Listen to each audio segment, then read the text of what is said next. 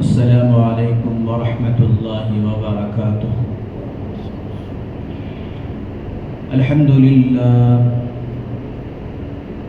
الحمد لله نحمده ونستعينه ونستغفره ونؤمن به ونتوكل عليه ونعوذ بالله من شرور أنفسنا ومن سيئات أعمالنا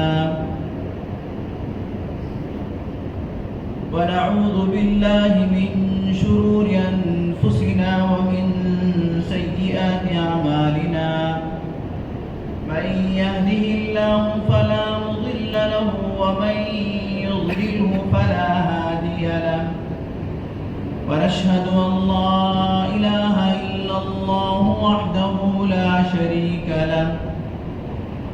شريك له ولا نذير له ولا مشير له ولا وزير له ونشهد أن سيدنا وسندنا وحبيبنا وإمامنا ومولانا محمد وبارك وسلم تسليما كثيرا أرسله الله تعالى بين يدي الساعة بشيرا ونذيرا وداعيا إلى الله بإذنه وسراجا منيرا أما بعد فقد قال الله تبارك وتعالى في القرآن المجيد والفرقان الحميد أعوذ بالله من الشيطان الرجيم بسم الله الرحمن الرحيم شهر رمضان الذي أنزل فيه القرآن هدى للناس وبينات من الهدى والفرقان فمن شهد منكم الشهر فليصم ومن كان مريضا أو على سفر فعدة من أيام أخر صدق الله العظيم وصدق رسوله النبي الكريم ونحن على ذلك لمن الشاهدين والشاكرين سبحانك لا علم لنا إلا ما علمتنا إنك أنت العليم الحكيم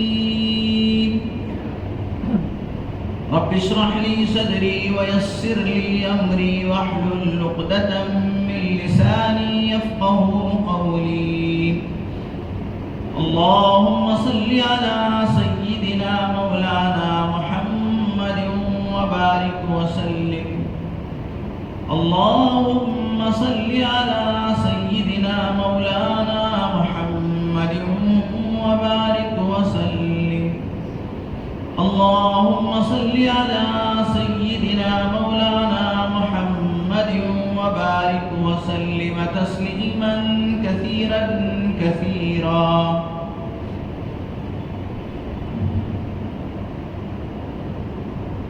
तमाम तारीफ़ें तमाम बड़ाइयाँ और बुजुर्गियाँ खुदाए वहदहू वला शरीक लहू के लिए जिसकी खुदाई में कोई शरीक नहीं वह अकेला परवरदिगार है उसका कोई साझी और हमसर नहीं और वह हमेशा से है हमेशा रहेगा हर पल हर लम्हा करोड़ अनगिनत लातेदाद दिल की अतः गहराइयों के साथ दरूद व सलाम इमामुल अंबिया खातिमुन नबीयीन सय्यिदुल मुरसलीन रहमतुल लिल आलमीन ताजदार बथा मोहम्मद अरबी मोहम्मद मुस्तफ़ा अहमद मुज्तबा हज़रत रसूल पाक सल्लल्लाहु अलैहि वसल्लम पर या रब्बि सल्लि व सल्लिम दाइमन अबदा अला हबीबिका खैरिल खल्क़ि कुल्लिहिम मुअज़्ज़ज़ व मुहतरम सामईन इकराम फर्जंदान इस्लाम बहुत ही काबिल कद्र बुजुर्गों और दोस्तों اس شعبان المعظم کا آخری جمعہ ہے۔ اس کے بعد جو ماہ مبارک، جو مہمان معظم آنے والا ہے، وہ رمضان المبارک ہے۔ اللہ کرے کہ اللہ تعالی ہم سب کو صحت و عافیت عطا فرمائے اور رمضان کو پانے کی توفیق عطا فرمائے۔ رمضان میں اللہ تعالی ہم سب کو خوب جم کر عبادت کی توفیق عطا فرمائے۔ گزشتہ جمعہ میں نے کہا تھا کہ اللہ جل شانہ نے اس پوری کائنات کو، یعنی عرش سے لے کر فرش تک کو، دو طریقوں سے پیدا فرمایا ہے۔ اللہ بڑی قدرت والے ہیں، بڑی طاقت والے ہیں۔ اللہ کسی چیز کے محتاج نہیں ہے، وہ کن فیکون کے مالک ہیں۔ اذا اراد شیئا ان یقول له کن فیکون، جب وہ کسی چیز کا ارادہ کرتا ہے تو صرف اللہ تعالی کن کہتے ہیں تو وہ چیز ہو جاتی ہے۔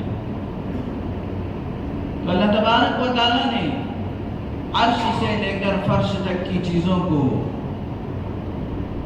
دو طریقوں سے پیدا کیا۔ ایک تو کیا ہے، اللہ تبارک و تعالی بغیر میٹیریل کے، بغیر کسی پلاننگ کے، بس اللہ نے ارادہ کیا وہ چیز وجود میں آ گئی۔ جیسے اللہ کا عرش ہے، اللہ کی کرسی ہے، لوح و قلم ہے، جنت و جہنم ہے اور فرشتے ہیں۔ اللہ نے اتنی بڑی چیزیں، عرش کے بارے میں آتا ہے، ساتوں زمین اور ساتوں آسمان کو اگر عرش کے سامنے پیش کیا جائے، ایسا لگے گا کہ ایک بہت بڑے میدان میں چند پیسوں کے سکے ڈال دیے گئے ہیں۔ بہت بڑا میدان ہے، جہاں تک دیکھو میدان ہی میدان ہے۔ اس بڑے میدان میں 1 روپے کے 7 سکے ڈال دیے تو میرے دوستو وہ سکے کسی کو نظر آتے ہی، کسی کو نظر نہیں آتے، بلکہ بہت ساروں کو نظر نہیں آتے۔ جو اس کے بالکل قریب رہتے ہیں ان کو مشکل سے نظر آتے ہیں۔ تو اللہ تبارک و تعالیٰ کا عرش اتنا بڑا ہے، یہ ساتوں زمین اور ساتوں آسمان اللہ کے عرش کے سامنے روپے کے چند ایک بہت بڑے میدان میں روپے کے چند سکوں کی طرح۔ قرآن مجید میں اللہ تبارک و تعالیٰ فرماتے ہیں جب ہم نے آسمان و زمین کو پیدا کیا، اس کے بعد ہم نے کہا قالتا اطینا طاعین کہ تم ہماری فرما برداری کرو۔ تو یہ آسمان و یہ زمین اللہ تبارک و تعالیٰ کے سامنے سرنگوں ہو گئے اور انہوں نے کہا کہ ہم اے پروردگار تیری فرما برداری کریں گے اور ذرا برابر تیری نافرمانی نہیں کریں گے۔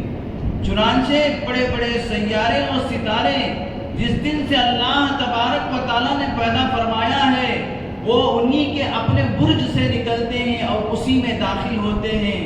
ذرا برابر اگر ان سیاروں اور ستاروں کے اندر ایک بال برابر بھی فرق آ جائے تو دنیا کا نظام درہم برہم ہو جائے گا۔ سورج اپنے برج سے نکلتا ہے اور اپنے برج میں داخل ہوتا ہے، چاند اپنے جگہ سے نکلتا ہے اور جہاں اللہ کا حکم ہوتا ہے وہاں داخل ہوتا ہے۔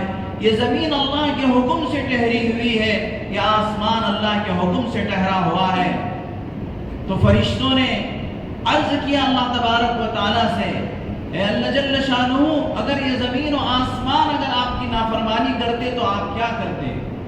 تو اللہ جل شانہ نے فرمایا کہ ہمارے پاس ایک جانور ہے، اس جانور کو ہم حکم دیتے تو وہ جانور اس ساتوں زمین و ساتوں آسمان کو ایک لقمہ بنا کر نکل جائے گا۔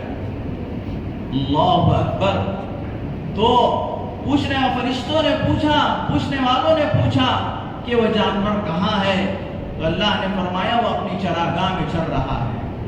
اندازہ لگائے جو جانور زمین و آسمان کو ایک نوالا بنا کر کھائے گا، وہ جانور اللہ کی چراگاہ میں چر رہا ہوگا، تو وہ چراگاہ کتنی بڑی ہوگی جو اللہ تبارک و تعالیٰ نے پیدا فرمایا۔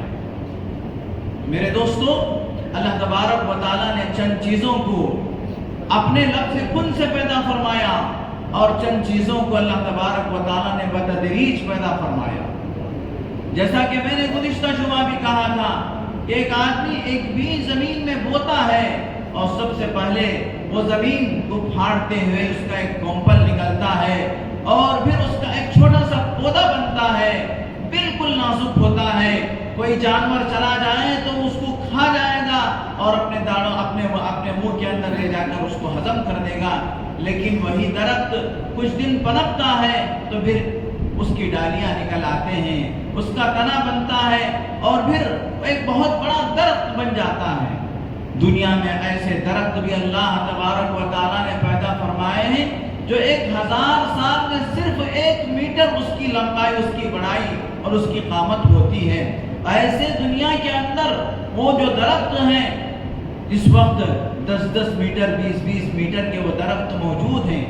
اس سے اندازہ لگائیں کہ ان درختوں کو اللہ نے پیدا فرما کر کتنے سال ہو گئے۔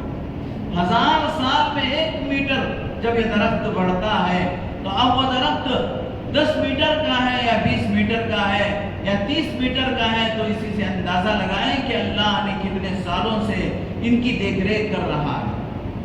تو اسی طریقے سے اللہ تبارک و تعالیٰ نے انسان کو پیدا فرمایا، بتدریج پیدا فرمایا، اور پھر اللہ تبارک و تعالیٰ نے انسان کو دنیا میں بھیجنے کے بعد اللہ تبارک و تعالیٰ نے اس کو دنیا میں نہیں رہنا ہے ہمیشہ کے لیے، بلکہ اللہ کے یہاں پہنچنا ہے۔ انسان 2 چیزوں سے بنا ہوا ہے، ایک انسان کا جسم ہے اور ایک انسان کی روح ہے۔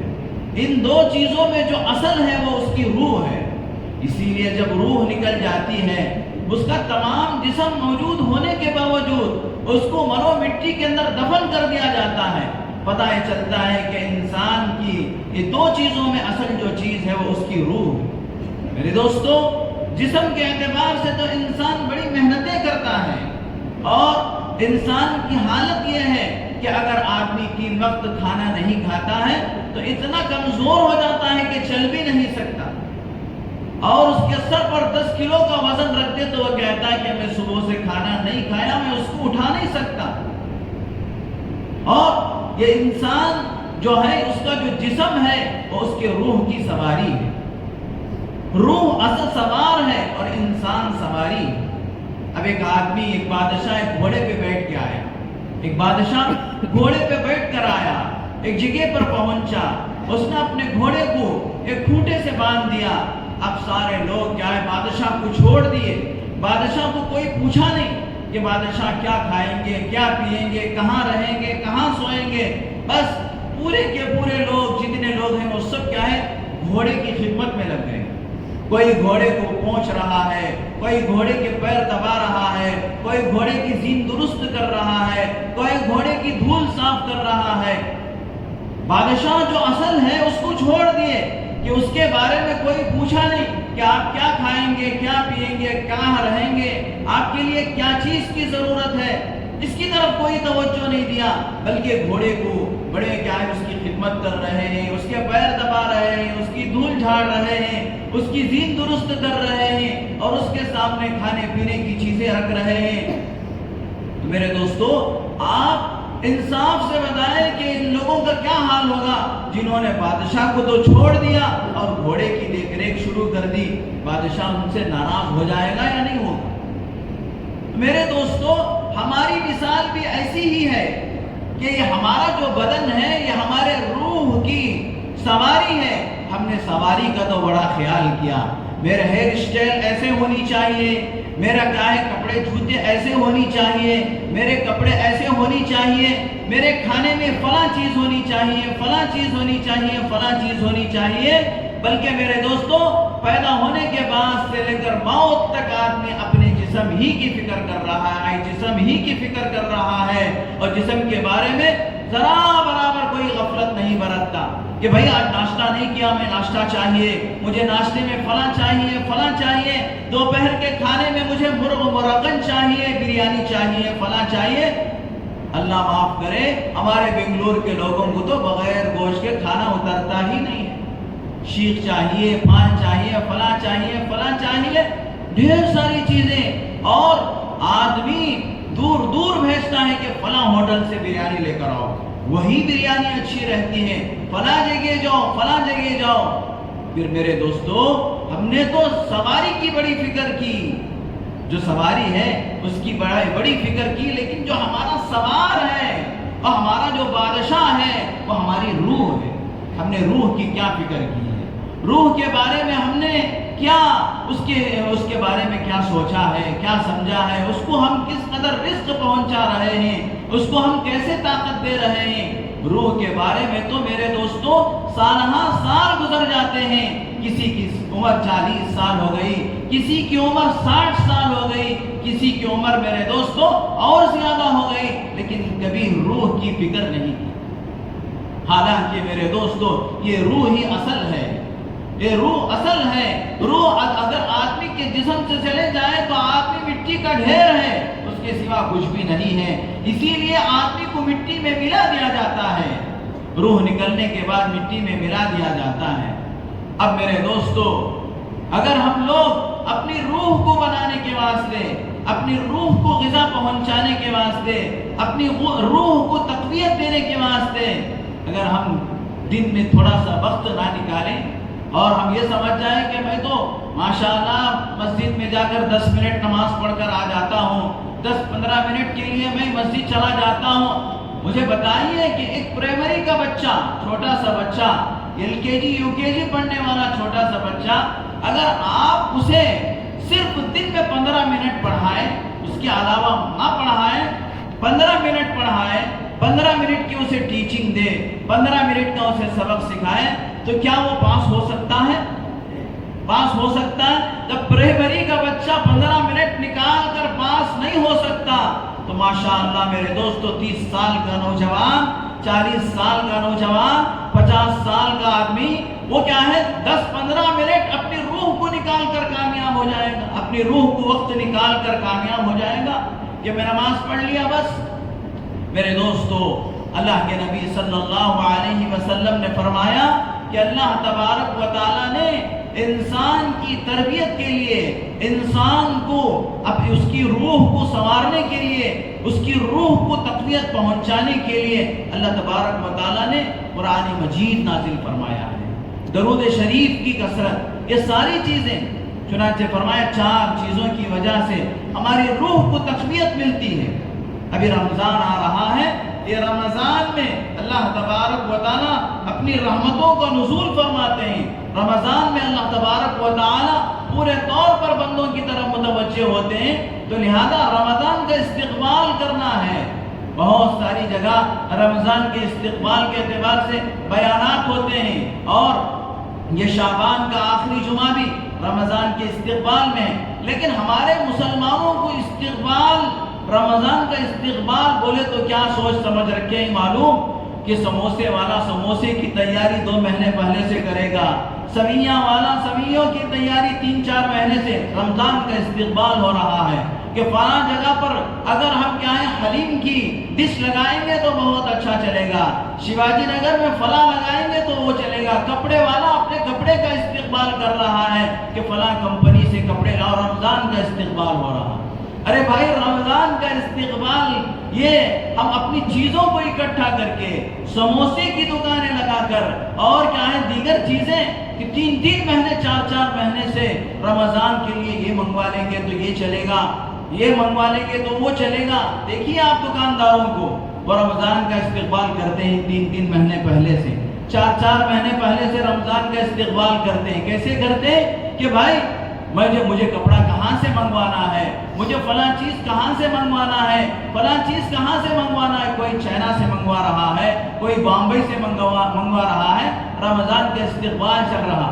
حالانکہ اللہ کے نبی حضرت محمد الرسول اللہ صلی اللہ علیہ وسلم نے فرمایا، ایک مرتبہ اللہ کے نبی صلی اللہ علیہ وسلم مسجد نبوی میں خطبہ دینے کے لیے ممبر پر تشریف لے گئے۔ آپ نے پہلے زینے پہ جب قدم رکھا تو آپ نے فرمایا آمین، دوسرے زینے پہ آپ نے جب قدم رکھا تو آپ نے فرمایا آمین، تیسرے زینے پہ جب آپ نے قدم رکھا تو آپ نے فرمایا آمین۔ صحابہ کرام نے آپ علیہ السلام سے پوچھا، اللہ کے رسول آپ کو کبھی اس طریقے سے ہم نے ممبر پر چڑھتے ہوئے آمین کہتے ہوئے نہیں سنا۔ آج ہم نے پہلی دفعہ آپ سے یہ سنا ہے۔ تو اللہ کے نبی صلی اللہ علیہ وسلم نے فرمایا، حضرت جبرائیل اللہ جل شانہ کے یہاں سے تشریف لائے تھے اور انہوں نے فرمایا ہلاک ہو جائے وہ شخص، برباد ہو جائے وہ شخص جو رمضان کا مبارک مہینہ پایا اور اللہ تبارک و تعالیٰ کو راضی اور خوش کر کے نیکیاں کر کے اللہ کو راضی اور خوش نہیں کر سکا، اللہ تبارک و تعالیٰ کی اطاعت و فرمانبرداری کر کے اس نے اپنے آپ کی مغفرت نہیں کروا لیا، وہ شخص ہلاک ہو جائے۔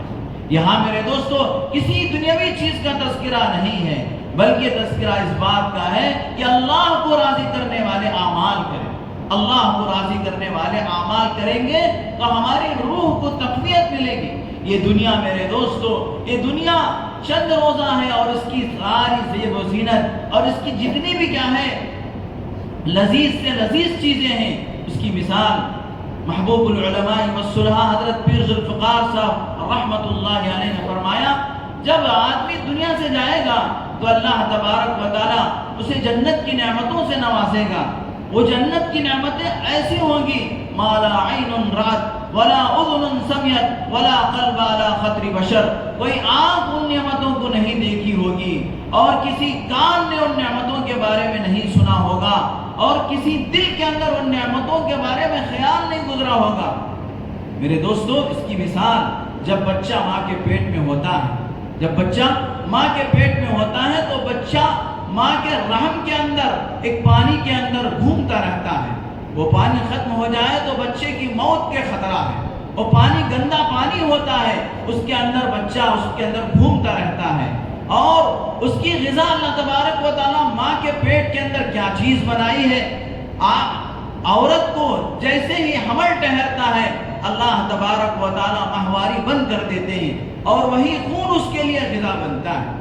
جب دنیا میں انسان آتا ہے اب وہ سوچتا ہے کہ میں جب ماں کے پیٹ میں تھا تو میں کیسی جگہ پر تھا، کیسی گندی جگہ پر تھا اور میری روزی کا انتظام کیسے ہو رہا تھا، تو اسے جیسے گھن آتا ہے، آدمی گھن محسوس کرتا ہے۔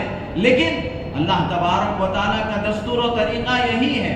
تو اسی طریقے سے ایک آدمی دنیا کی نعمتوں میں مست و مگن ہو کر اور دنیا کی نعمتوں سے خوب کیا ہے فائدہ اٹھا کر جب آخرت میں پہنچتا ہے اور آخرت کی نعمتیں اسے پیش کی جاتی ہیں، آخرت کی نعمتیں اسے پیش کی جاتی ہیں تو وہ دنیا کی نعمتوں کو ایسے ہی ذلیل و حقیر سمجھے گا جیسے ماں کے پیٹ کے اندر وہ اپنی غذا کو اور ماں کے پیٹ کے اندر جو کیا ہے وہ گھوم رہا تھا جس پانی کے اندر اس کو وہ جیسے حقیر اور کیا ہے گندی چیز سمجھتا ہے، ویسے دنیا کی نعمتوں کو آخرت میں پہنچنے کے بعد اللہ تبارک و تعالیٰ آخرت کی نعمتوں سے نوازنے کے بعد یہاں کی جتنے بھی آپ مزیدار کھانے کھا لو، جتنے بھی آپ مزے سے رہ لو، وہ چیزیں آپ کو ایسے حقیر نظر آئیں گے جیسے کیا ہے آدمی کو اپنی پیدائش کے وقت میں اپنی ماں کے پیٹ میں جو چیزیں مل رہی تھی اسے وہ حقیر سمجھتا تھا، ویسے دنیا کی چیزوں کو وہ حقیر سمجھے۔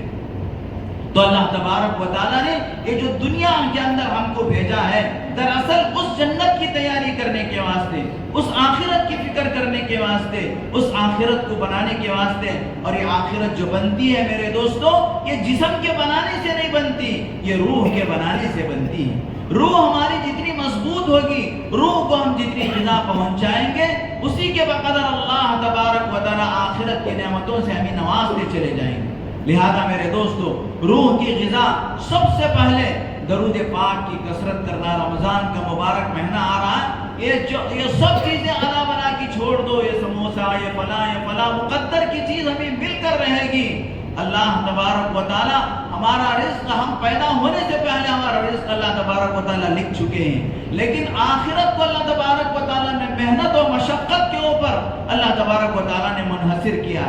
دنیا بقدر مقدر ہے، آخرت بقدر مشقت ہے۔ آدمی جس قدر اپنی روح کو بنانے کی فکر کرے گا اور جس قدر اللہ تبارک و تعالیٰ سے رجوع ہوگا، رمضان کا مبارک مہینہ آ رہا ہے تو ہم کیا ہے زیادہ سے زیادہ اس موقع کا فائدہ اٹھا کر اپنی روح کو جو سال بھر 11 مہینے ہم نے غفلتیں برت کر اللہ تبارک و تعالیٰ سے دوری اختیار کر کے اسے کمزور کر دیے، ہماری روح اتنی کمزور ہو چکی ہے، اتنی کمزور ہو چکی ہے میرے دوستو۔ ایک پرائمری کا بچہ جیسے 15 منٹ وقت دے کر پاس نہیں ہو سکتا۔ میرے دوستو ہم تو کیا ہے، بالغ ہو چکے ہیں، بڑے بڑے ہو چکے ہیں، سمجھ بوجھ اللہ نے ہمیں دیا ہے، عقل دیا ہے، اس کے باوجود ہم نے روح کے لیے کتنا وقت دے رہے ہیں۔ اس تھوڑے سے وقت میں ہم کامیاب نہیں ہو سکتے، اسی لیے اللہ نے مہربانی فرمایا امت محمدیہ صلی اللہ علیہ وسلم پر کہ رمضان کا مبارک مہینہ عطا فرمایا۔ حضرت نبی پاک صلی اللہ علیہ وسلم کو اللہ تبارک و تعالیٰ نے کچھ خصوصی انعامات عطا فرمائے جو دیگر انبیاء کو اللہ نے نہیں دی۔ انہی خصوصی انعامات سے رمضان کا مبارک مہینہ ہے، دیگر امتوں کو یہ رمضان کا مہینہ نہیں ملا۔ یہ رمضان کے مہینے کے اندر میرے دوستو ہم کیا ہے، اللہ تبارک و تعالیٰ کی طرف رجوع ہو، زیادہ سے زیادہ عبادتیں کریں۔ دیکھیے حضرات صحابہ کرام، حضرات تابعین، وہ کس قدر اللہ تبارک و تعالیٰ کی عبادت میں منہمک ہوا کرتے تھے۔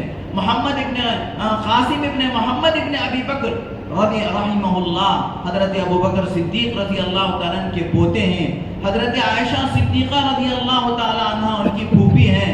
وہ ایک مرتبہ اپنی پھوپھی کے پاس چاشت کے وقت میں پہنچتی ہیں، دیکھا کہ اپنی پھوپھی نماز میں کھڑی ہوئی ہیں۔ حضرت عائشہ صدیقہ رضی اللہ تعالیٰ عنہ عفیفہ کائنات اللہ کے نبی صلی اللہ علیہ وسلم کی سب سے چہیتی بیوی نماز میں کھڑی ہوئی ہے، تو محمد ابن قاسم ابن محمد نے سوچا کہ نماز سے فارغ ہونے تک میں تھوڑا بازار ہو کر آؤں۔ چنانچہ وہ بازار میں گئے، اپنی تمام ضرورت کو پورا کرنے کے بعد گھنٹہ ڈیڑھ گھنٹے کے بعد پھر جب وہ دوبارہ حضرت عائشہ رضی اللہ تعالیٰ عنہ کے پاس آئے تو وہ نماز میں کھڑی ہوئی ہیں، اور جس حالت میں انہوں نے اپنی پھوپھی کو جس آیت کو پڑھتے ہوئے چھوڑ کر گئے، اسی آیت کو وہ پڑھ رہے ہیں، اسی آیت کو دہرا رہے ہیں، اسی آیت کو پڑھ رہے ہیں۔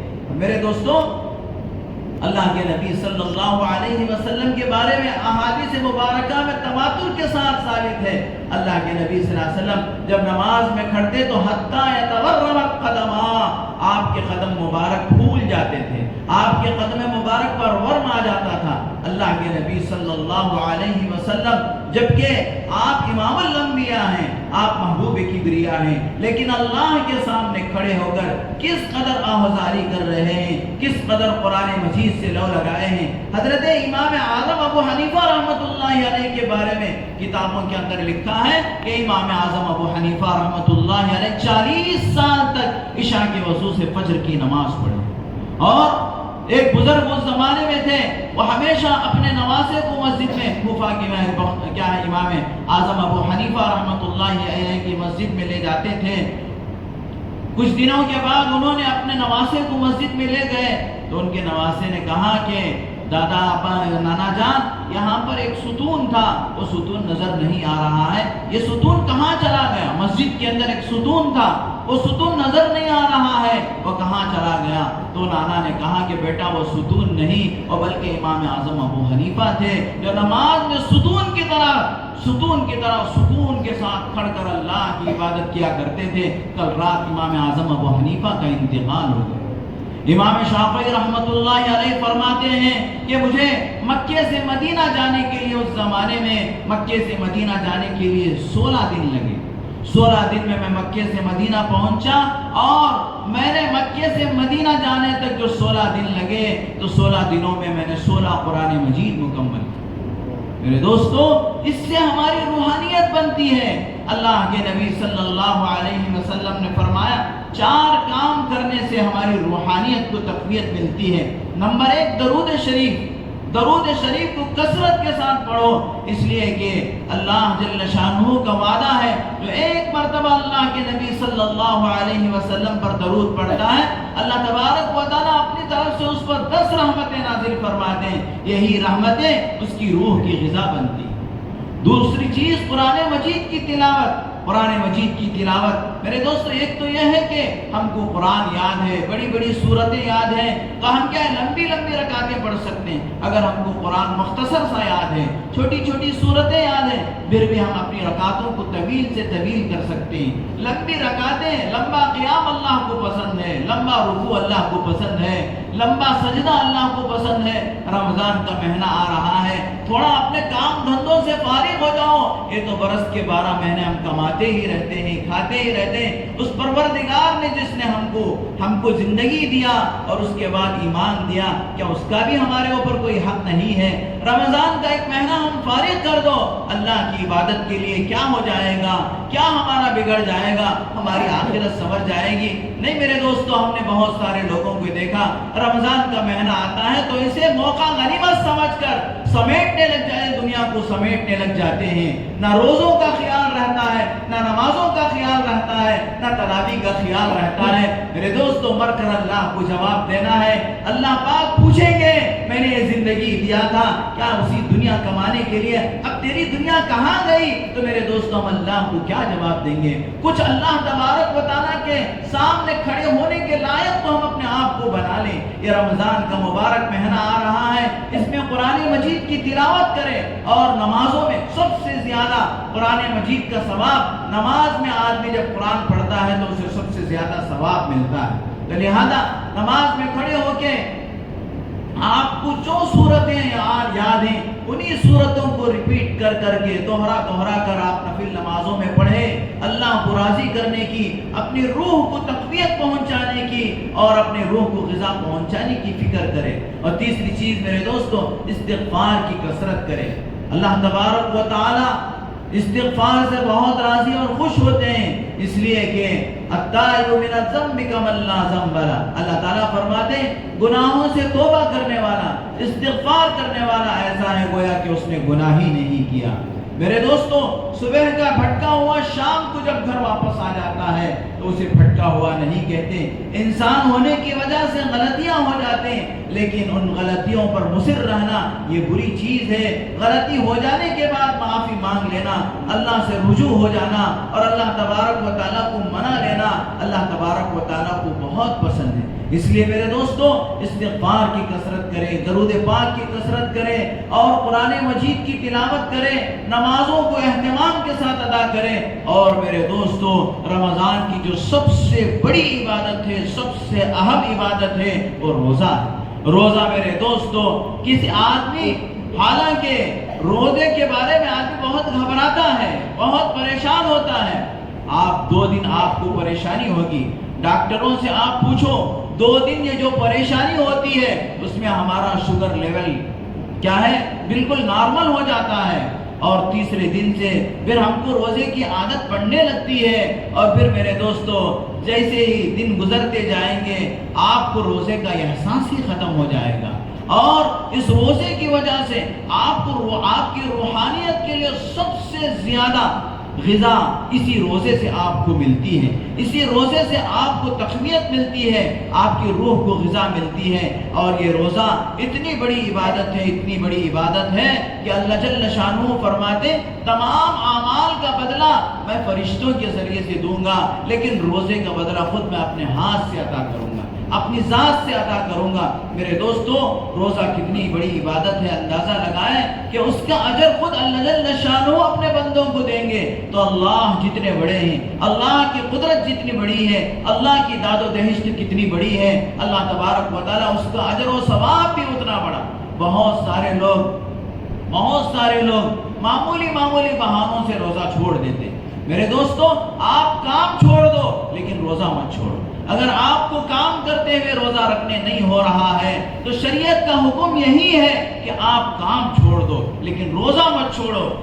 روزہ چھوڑنے پر تم اللہ کے نافرمان ہو جاؤ گے، اللہ تبارک و تعالیٰ کے غضب اور اللہ تبارک و تعالیٰ کے غصے کے مستحق تم ہو جاؤ گے۔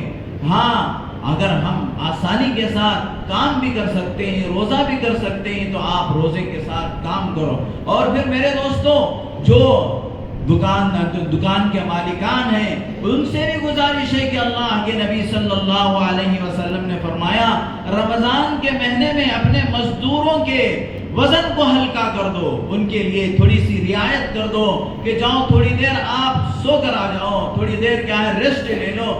اس طریقے کی رعایت کرنے پر بھی اللہ تبارک و تعالیٰ بہت سارا اجر و ثواب رکھا ہے۔ ایسا نہیں کہ آدمی روزے کا فائدہ اٹھا کر اسے ایسا کام کرائے کہ دوسرے دن وہ روزہ ہی نہ رکھے۔ ایسا ہوتا ہے کہ بہت سارے دکان کے مالکان جب یہ معلوم کر لیتے ہیں کہ یہ روزے سے ہے تو اسی کے ہاتھ سے دوپہر کا کھانا منگواتے ہیں۔ مسلمان نہیں، دوپہر کا کھانا منگواتے ہیں اور اسی سے خدمت لیتے ہیں، اسی کو بار بار بیچتے ہیں تاکہ یہ دوسرے دن روزہ نہ رکھ سکے۔ میرے دوستو، اللہ تبارک و تعالی حفاظت فرمائے، ہم اپنے ماتحتوں کے ساتھ اگر ہم رعایت کریں گے تو اللہ ہمارے ساتھ مہربانی کرے گا۔ حدیث پاک کے اندر آتا ہے ارحموا من فی الارض یرحمکم من فی السماء، تم زمین والوں پر رحم کرو، آسمان والا تم پر رحم کرے گا۔ اللہ تعالی سے دعا ہے کہ اللہ تبارک و تعالی آنے والے اس رمضان کو خوب عبادتوں میں، اطاعت و فرمانبرداری میں گزارنے کی ہمیں توفیق عطا فرمائے۔ ہم میں سے کسی کا بھی ایک روزہ بھی نہ چھوٹے، کوئی آدمی اپنے آپ کو کمزور نہ سمجھے، کوئی آدمی اپنے آپ، دیکھو اللہ تبارک و تعالی حاکم بھی ہے اور حکیم بھی۔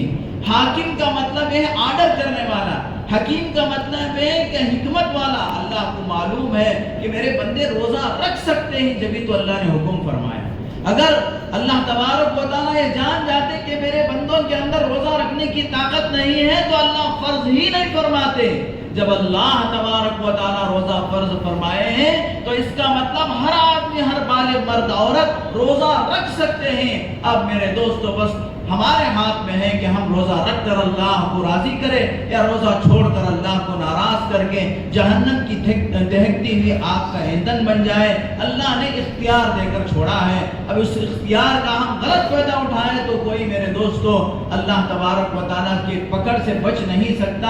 ہاں، اس کا صحیح فائدہ اٹھائیں گے تو اللہ کے اجر سے ضرور بالضرور وہ کیا ہے، بہت بڑا اجر پائیں گے۔ اللہ تعالیٰ سے دعا ہے کہ اللہ تبارک و تعالیٰ ہم تمام کو صحیح معنی میں رمضان گزارنے کی، تراویح پڑھنے کی، قرآن کی تلاوت کی، تمام حقہ پورے رمضان کو اچھے طریقے پہ گزارنے کی توفیق عطا فرمائے۔ وآخر دعوانا الحمدللہ رب العالمین۔